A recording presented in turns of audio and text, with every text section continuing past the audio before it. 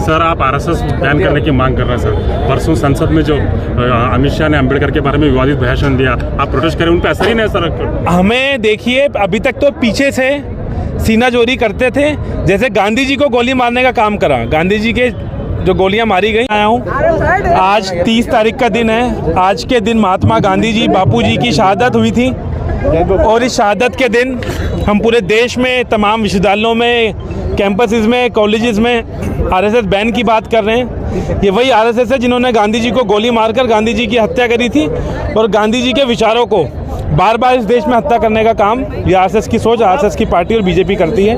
हमने यहाँ अभी डीसी को मेमोरेंडम भी दिया है। हम पूरे देश में मांग करते हैं कि तुरंत मोहन भागवत जी की गिरफ्तारी हो और आरएसएस को बैन करा जाए। ये आरएसएस की सोच की वजह से बार बार SC, ST, OBC, tribal students के साथ खिलवाड़ होता है। उनकी फेलोशिप, स्कॉलरशिप रोकी जाती हैं। कैंपसेस में जो नियुक्तियां होती थी प्रोफेसर्स की, वाइस चांसलर्स की, उनमें जो रिजर्व कोटे की नियुक्तियां थी, उनको नॉन सुटेबल कैंडिडेट बताकर उन नियुक्तियों को खाली रखने का काम करते हैं। और अभी यूजीसी ड्राफ्ट भी लेकर आ गई, जिस ड्राफ्ट में ये है कि वाइस चांसलर्स की नियुक्तियों के लिए, और मेरा सौभाग्य है कि कर्नाटक गवर्नमेंट पहली गवर्नमेंट है जिसने इनिशिएट करा और सारे स्टेट के एजुकेशन मिनिस्टर्स को कर्नाटक में बुलाया है अभी, कि ये जो यूजीसी का ड्राफ्ट है, ये स्टेट की जो फेडरलिज्म है, ऑटोनोमस बॉडी है, उसको ख़त्म करने के लिए है। और आरएसएस अपनी सोच के लोगों को यूनिवर्सिटीज़ में बिठाना चाहती है, और वो लोगों को बिठाना चाहती है जिनका एकेडमिकल कोई बैकग्राउंड नहीं है। इस यूजीसी ड्राफ्ट में ये है कि कोई भी एकेडमिकल बैकग्राउंड काउंट नहीं होगा। अभी तक ये था कि यूनिवर्सिटी में वाइस चांसलर बनने के लिए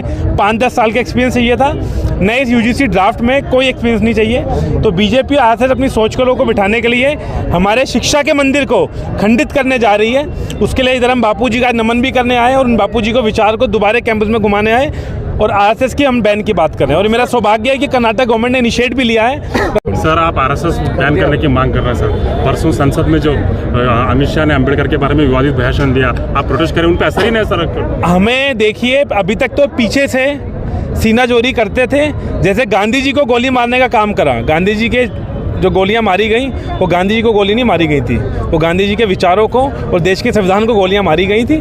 ऐसे ही अभी तक तो पीछे से बोलते थे, अब खुले तौर पर इनके बीजेपी और आरएसएस के नेता खुले तौर पर देश के संविधान का, बापू का, अम्बेडकर का, और उनका नहीं, हमारे देश की फ़ौज का, हमारे देश के तमाम युवा साथियों को जो तिरंगों को मानने वाले हैं, जिनके बापुओं ने, जिनकी दादाओं ने, माताओं ने, बहनों ने इस देश को आज़ादी दिलाने के लिए खून पसीने से इस मिट्टी को खून से सींचा है, उन सबका अपमान है।